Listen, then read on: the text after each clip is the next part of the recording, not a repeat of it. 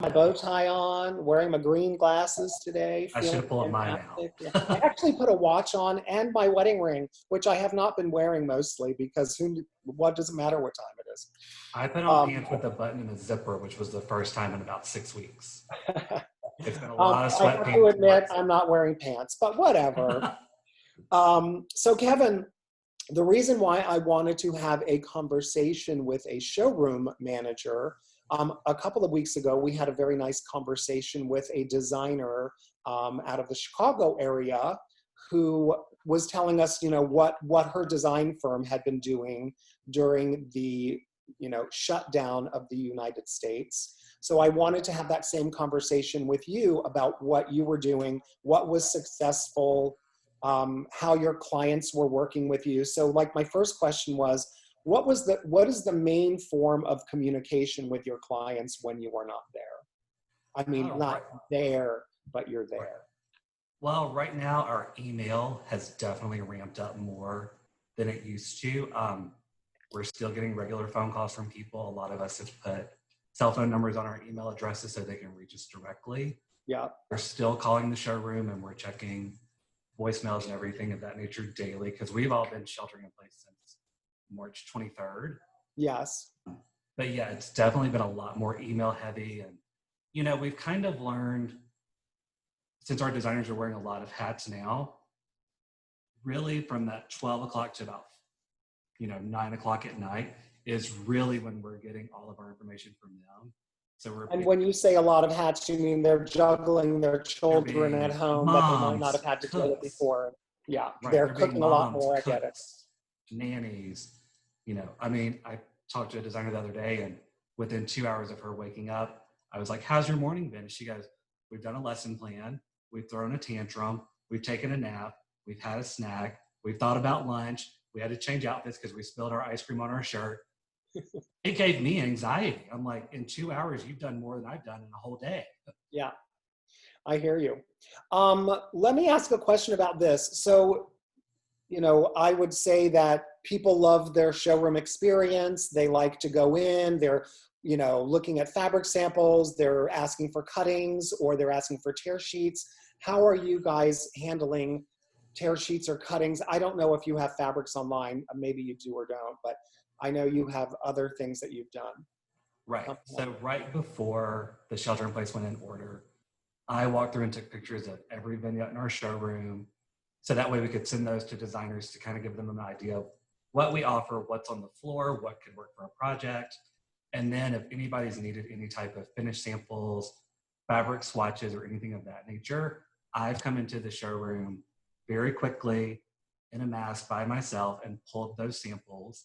And then we have our inventory specialist that comes in the afternoons, and he sent those out for us. And then I've requested smaller samples be sent to those designers. And once they receive them, they're sending the big ones back. So that way they can keep their projects going. That's a great idea. So you've been using all of the accoutrement of the showroom. So you'll send them the full-size swatch, but you'll be getting that back, hopefully, at some point. And you'll be out there collecting, but hey, you'll be open May 11th. They can drop them off.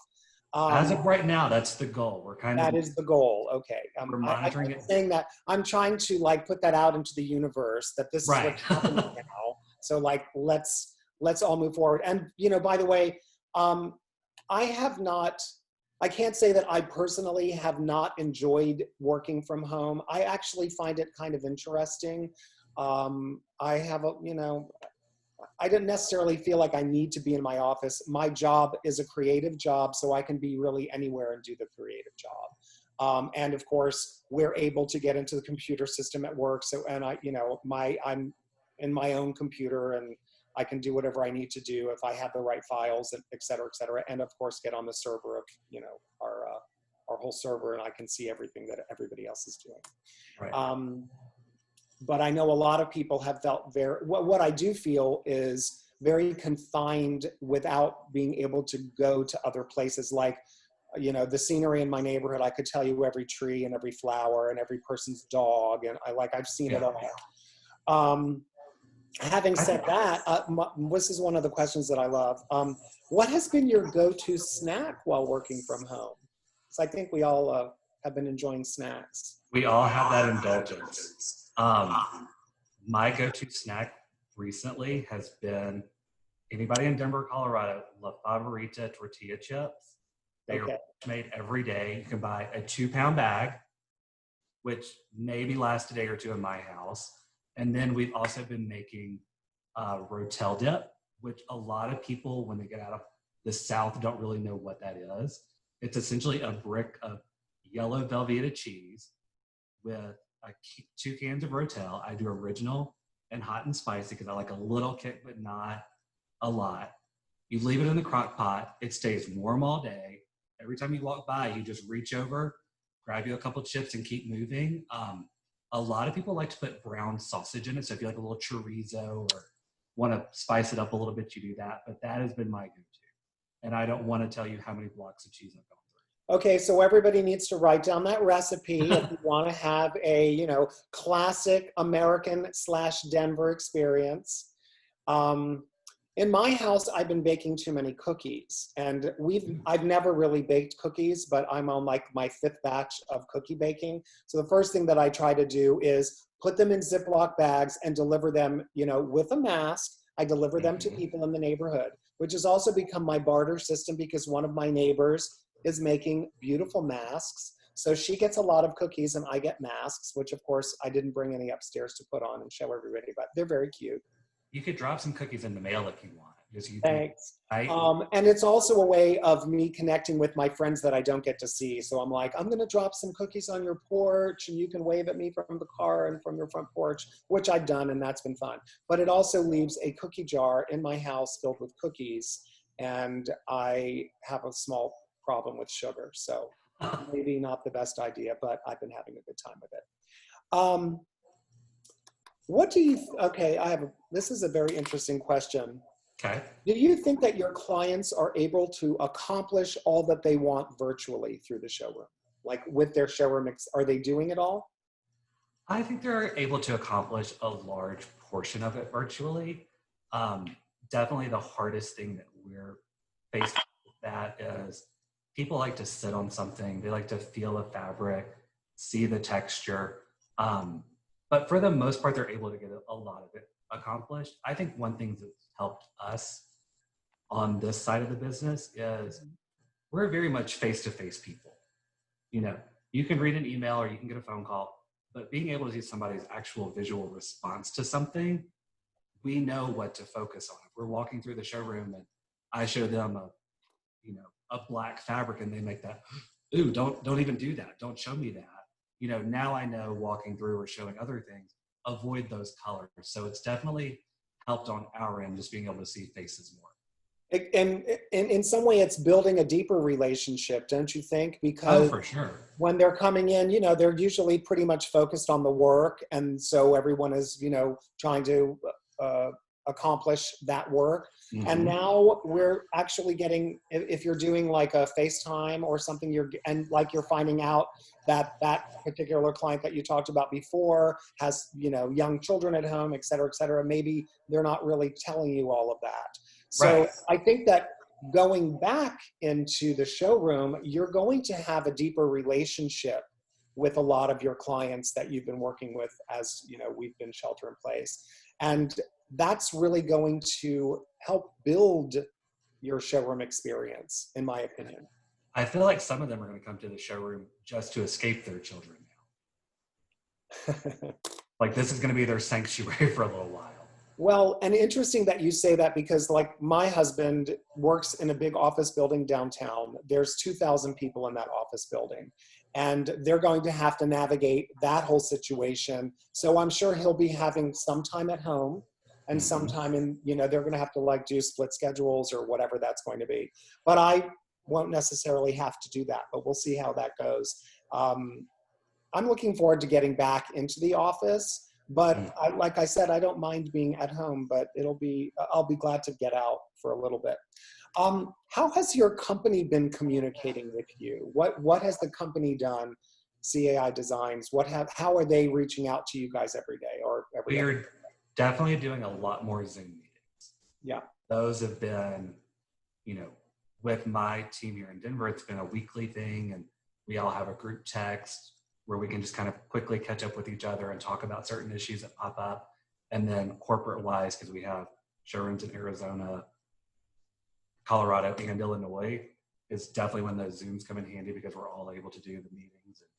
It's kind of nice because before it was normally like a conference call where we all just joined in. Now we're actually able to see each other, and I don't know, it feels like we're a little bit closer from all of it because now we're, like even as of right now, I'm able to see Beth, Philip, and all these other designers that have joined, and it's nice to see faces again. I get you, and I agree. And also, having said that, I think that the Zoom platform has been available for a long time, and it just, other companies were using it, and there are other platforms that people are using. I mean, I do FaceTime, but even with my family, I never really scheduled an appointment to do a meeting with my family. I might catch somebody and they might not answer the phone or whatever if I was trying to do a FaceTime call. But I've had a brunch with my family, and my family's all spread out on the East Coast and I'm on the West Coast. So of course I'm getting up earlier to have breakfast with them. Or I'm having my late afternoon cocktail while they're having their dinner. But whatever, I feel much more connected to my family, and I've really enjoyed it. And I'm assuming this will move forward. Maybe your meetings won't be just conference calling on the telephone, but they'll all be Zoom-like meetings so you can really see each other. So I've asked you about your changing relationships. Yep. So this is an interesting question, I think. So this new experience, I think we've actually already answered it, but let's see. So my question was, how is this experience going to change the way that you relate to the customers moving forward? So when they come in, what's going to change than how you normally did business? And this is going to speak to getting back to work. So let me just throw out that other question. Getting back to work. I listened to a podcast recently with some architects and building owners. And so they were talking about choreographing physical spaces to avoid casual collisions. I thought casual collisions was very interesting. And that's, for instance, you're in the supply room closet or something, and you're getting what you need, and you turn around and somebody's not paying attention, they walk right into you. So how is that social distancing? So what's going to change, do you think, in your company and in the experience of the showroom? So as far as the experience side with designers, throughout this process, we've definitely got to know them on a much more personal level, because before, they would come in and let's say it's a 5-minute run through and they need to pick out these 3 things and keep moving. And then that's it for the day. Whereas now when we talk to them, it's like we said earlier, we're doing lesson plans where, Johnny scraped his knee while he was out riding his bike. I've had to play nurse today. You're really getting to know people on that personal level and have a deeper connection with everyone. And then as far as the collision in the showroom, we and all of our showrooms have already done a good job of spacing our desks far enough away that we never really run into each other to begin with. The closest person that sits to me is probably to my left, and it's about 20, 30 feet away. When we do reopen, which we hope is soon, we are going to be doing by appointment only to the trade, having no more than 3 people in the showroom at a time. You will have a dedicated person that you're working with. So that way I'm not speaking to somebody, then they kind of walk through the showroom and then somebody else is getting up to help. We're trying to minimize as much of that contact as possible. Minimize multiple interaction with the designer, or if the designer is bringing in a client with a bunch of people in your showroom. That makes a lot of sense. Exactly. And if it is a designer that wants to bring in a husband and wife client or 2 additional people, that's our 3. We're not saying it's 3 designers plus people. It's 3 max. And then we're keeping an appointment calendar that we all have access to, and we're spacing out the times between the appointments. Like if we think it's going to last from 10 to 11, the next appointment won't be till about 11:30 or 12. so that we have time to walk around and disinfect and spray everything and wipe everything. The people that are also coming in, we're going to have masks, gloves, and hand sanitizer all set up at the one entrance that we'll be using. So that way, as soon as they walk in, if they don't have a mask, they can throw one on. We'll all have one. So we're trying to do as much to keep them as safe feeling as possible.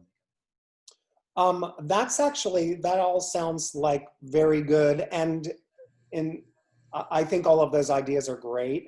And also, you're in a building that has a lobby, mm-hmm.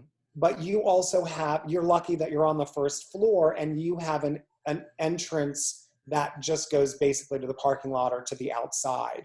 Are you going to have that lobby entrance open, or are you going to encourage people to come through your other door, or like what's the plan there? The design center itself has not said what their plan is yet. They're hoping to have something together for us in the next few days of how that process will kind of work. Mm-hmm. We do have an entrance that is very close to us that if we know somebody's coming in, we can walk over, open, and let them in if they would rather do that than coming through the front door. That's great. So before I get to some questions, which I see, the last thing is we're going to see an increased responsibility for the cleaning environment, or a clean environment, which you have already spoken to. You're going to have sanitizer wipes and sprays. You're going to be offering masks and gloves, which I think is fantastic. Are you all going to be wearing masks in your? We're all going to be wearing masks. If we want to wear gloves, and I personally will probably be wearing gloves if I'm handling product, just so that way I'm not worried about anything. And then the other thing that we're doing a staggered schedule. So all 5 of us are not here at the same time. Mm-hmm. 4-hour shifts with a little bit of crossover, but then that way, at any point there's probably only 3 of us in the showroom with the designers. So trying to minimize as many numbers as possible. Okay. Someone's asking, I think this is a question for me, because it says, with some California counties saying they have 30 more days of shelter in place, when should we tell our clients that their orders might be shipping? Now, I'm going to hold off on my part, because a lot, from what I understand from CAI Designs, you guys have been able to accept some deliveries or containers or something, so you have warehouses and that kind of thing. So I would assume you'll be able, are you going to be able to be delivering those kind of items sooner than later? Or I don't know what your plan is, but I'll speak to our plan in a second. So it really depends on the vendor. A lot of ours are based in California, so until they release that shelter in place, all that product's kind of on hold. For other ones, there's a few accessory lines and lighting lines that are still shipping. If the receiver is open, they are shipping. So I've noticed it takes about 2 to 3 weeks to get product now, just because they're trying to fully fill containers and things of that nature. We do accept some product into our showroom. So if it is a smaller item like that and you feel comfortable picking it up here, we can definitely do that. But as of now, all of our receivers in Colorado are still receiving and shipping. Okay. As for California, I can only speak to our factory. Once we get open, we have to, actually we're trying to work on this now. We're trying to figure out what fires need to be put out right away. Obviously, we had a ton of product that was in manufacture when we closed, which all just we covered everything, and so those jobs will, be getting done. How long will it take? I don't know. We're trying to put together schedules, obviously, for we've been accepting orders while we've been closed. So those are in a queue and we need to, organize that. We have been ordering fabric. As someone places their order, if we don't have fabric in stock, we've been sending the order to the factory that produces the fabrics so that they know that we want that. And if they've had it, I'm sure they've been putting it to the side, and then there'll be a lot of, shipping and receiving once we first get open. But we're telling, it depends on how long we have to get organized. I would say it's a good idea once we open to pretend even if the order went in while we were closed, you have to give us at least the 8 weeks to produce that order. If it was something that was already in-house but hadn't gotten started yet, we're going to need at least 8 weeks, for that order. So we're going to do kind of a triage and see what's up and how we can manage fulfilling everyone's orders in a timely manner. And, but we also don't want to skimp on quality or rush something in a way that makes a product that's not fantastic, because everyone is used to getting fantastic products. So that speaks to that. Do you think that since this happened before High Point, we'll be getting to see your new product after it opens, or what's your plan with that? Yes, but unfortunately, well, yes, you are going to see our new products before next market, and then you will be able to sit on those products at market, because we're just going to show the things that we had in the works. As soon as all the new product is finished, I will have it photographed, and you will be getting packages of all of our fabric cuttings, the new fabrics, and you will be getting a package of photos of the new product. And we'll also be doing a lot of social media, launching product.